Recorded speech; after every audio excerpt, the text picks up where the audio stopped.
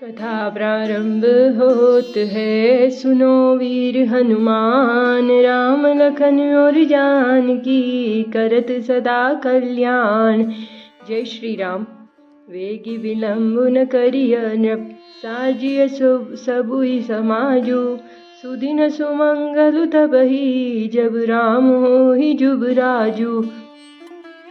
आज हम अयोध्या कांड का चौथा दोहा पढ़ चुके हैं। अब पांचवा दोहा श्रवण करेंगे। हे राजन, अब देर न कीजिए, शीघ्र सब सामान सजाइए। शुभ दिन और सुंदर मंगल तभी है जब श्री रामचंद्र जी युवराज हो जाए, अर्थात उनके अभिषेक के लिए दिन शुभ और मंगलमय है।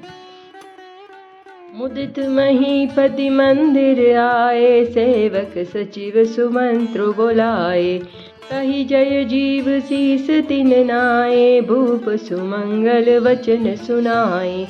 राजा आनंदित होकर महल में आए और उन्होंने सेवकों तथा मंत्री सुमंत्र को बुलवाया। उन लोगों ने जय जीव कहकर सिर नवाए। तब राजा ने सुंदर मंगलमय वचन श्री राम जी को युवराज पद देने का प्रस्ताव सुनाया।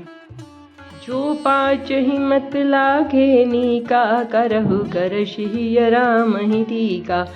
और कहा, यदि पंचों को आप सबको यह मत अच्छा लगे तो हृदय में हर्षित होकर आप लोग श्री रामचंद्र जी का राज तिलक कीजिए। मंत्री मुदित सुनत प्रिय बानी, अभिमत विरव परे जनु पानी। विनति सचिव करहि कर जोर, जियहु जगत पति बरिस करोरी। इस प्रिय वाणी को सुनते ही मंत्री ऐसे आनंदित हुए मानो उनके मनोरथ रूपी पौधे पर पानी पड़ गया हो। मंत्री हाथ जोड़कर विनती करते हैं कि हे जगतपति, आप करोड़ों वर्ष जिए।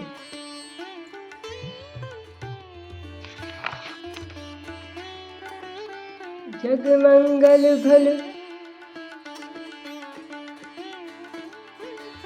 मंगल भल काजु बिचारा, बेगी अनाथ न लाई अवारा। नृपहि मोदु सुनि सचिव सुभाषा, बढ़त बोड जनु लहि सुखासा। अपने जगत भर का मंगल करने वाला भला काम सोचा है, हे नाथ शीघ्रता कीजिए, देर न लगाइए। मंत्रियों की सुंदर वाणी सुनकर राजा को ऐसा आनंद हुआ मानो बढ़ती हुई बेल सुंदर डाली का सहारा पा गई हो। कहेहु भूप मुनिराज कर, जोई जोई आयसु होई। राम राज अभिषेक हित, बेगी करहु सोई सोई।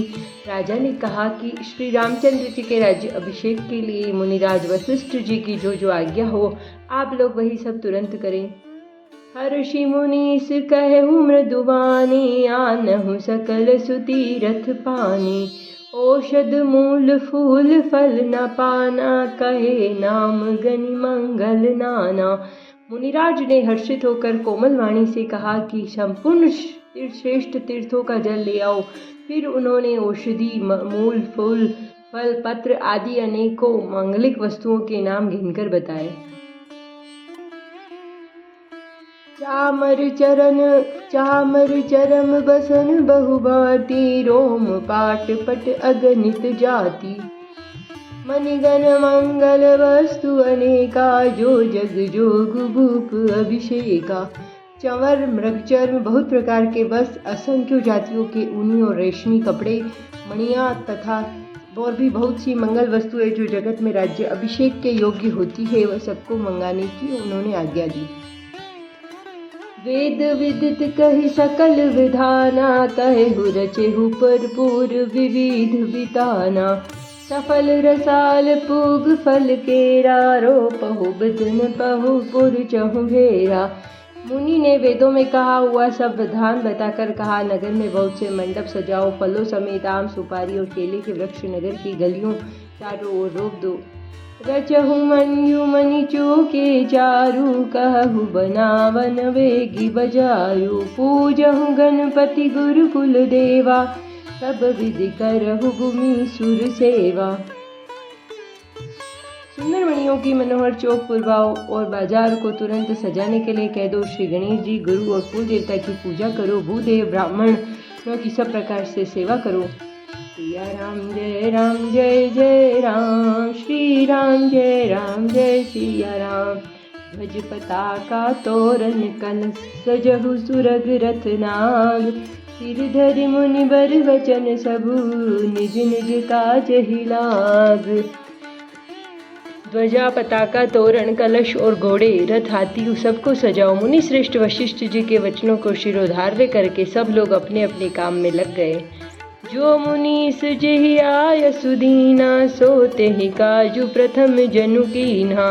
वे प्रसाद सुर पूजत राजा, करत राम हित मंगल काजा। मुनीश्वर ने जिस काम के लिए आज्ञा दी, उसने वह काम इतनी शीघ्रता से कर डाला मानो पहले से ही कर रखा था। राजा, ब्राह्मण, साधु देवताओं को पूज रहे हैं और श्री रामचंद्र जी के लिए सब मंगल कार्य कर रहे हैं। सुनत राम अभिषेक सुहावा, बाज गहा गह अवध बधावा। राम सिय तन सगुन जनाए, फर कहीं मंगल अंग सुहाए। श्री रामचंद्र जी के राज्य अभिषेक की सुहावनी खबर सुनते ही अवध भर में बड़ी धूम से बधाएं बजने लगे। श्री रामचंद्र जी और सीता जी के शरीर में भी शुभ शकुन सचित हुए। उनके सुंदर मंगल अंग फड़कने लगे।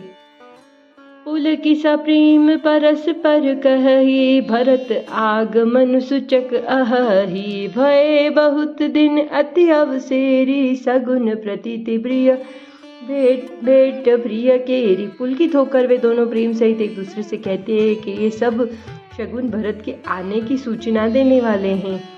उनको मामा के घर गए बहुत दिन हो गए हैं, उनके बहुत ही अवसर आ रहे हैं, बार बार उनसे मिलने की मन में आती है। शकुनों से प्रिय भरत से मिलने का विश्वास होता है।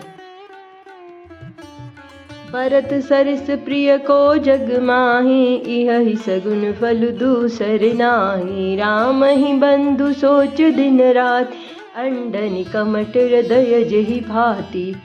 और भरत के समान जगत में हमें कौन प्यारा है? शकुन का बस यही फल है, दूसरा नहीं। श्री रामचंद्र जी को अपने भाई भरत का दिन रात ऐसा सोच रहता है जैसे कछुए का हृदय अंडों में रहता है। सिया राम जय जय राम, श्री राम जय सिया राम। यही अवसर मंगल परम, सुनि रह सेहुर निवासु। सोबत लखी विधु बढ़त, जनु वारिद बीचु बिलासु। इसी समय यह परम मंगल समाचार सुनकर सारा निवास हर्षित हो उठा, जैसे चंद्रमा को बढ़ते देखकर समुद्र में लहरों का आनंद सुशोभित होता है। प्रथम जाई जिन वचन सुनाए, भूषण बसन बूरी तिन गाए। प्रेम पुलकी तन मन अनुरागी, मंगल कलश सजन सब लागी। अर्थात सबसे पहले रनिवास में जाकर जिन्होंने ये वचन समाचार सुनाए, उन्होंने बहुत से आभूषण वस्त्र पाए। रानियों का शरीर प्रेम से पुलकित हो उठा, मन में प्रेम मग्न हो गया। वे सब मंगल कलश सजाने लगी। चौके चारु सुमित्रा पूरी, मणिमय विविध भांति अति रूरी। आनंद मगन राम महतारी, दिए दान बहु विप्रहकारी। सुमित्रा जी ने मणियों और रत्नों के बहुत से प्रकार से अत्यंत सुंदर और मनोहर चौक पूरे आनंद में मग्न हुई। श्री रामचंद्र जी की माता कौशल्या ने ब्राह्मणों को बुलाकर बहुत दान दिए। पूजी ग्राम देवी सुरनागा, कहे बहुरी देन बलि भागा। जेहि विधि होई राम कल्याणु, देहु दया करि सो वरदानु। उन्होंने ग्रामवासियों, ग्राम देवियों, देवताओं और नागों की पूजा की और फिर बलि भेंट देने को कहा। अर्थात इस कार्य सिद्ध होने पर फिर पूजा की मनौती मानी, प्रार्थना की कि जिस प्रकार से श्री रामचंद्र जी का कल्याण हो, दया करके वही वरदान दीजिए। गावहि मंगल कोकिल बयनी, विदु बदनी मृग सावक नयनी। मीठी सी बोली कोयल सी मीठी वाणी वाली, चंद्रमा के समान मुख वाली, हिरण के बच्चे के नेत्रों वाली स्त्रियां मंगल गान करने लगी। राम राज अभिषेक सुनी, हिय हर्षे नर नारी। लगे सुमंगल सजन सब, विधि अनुकूल विचारी।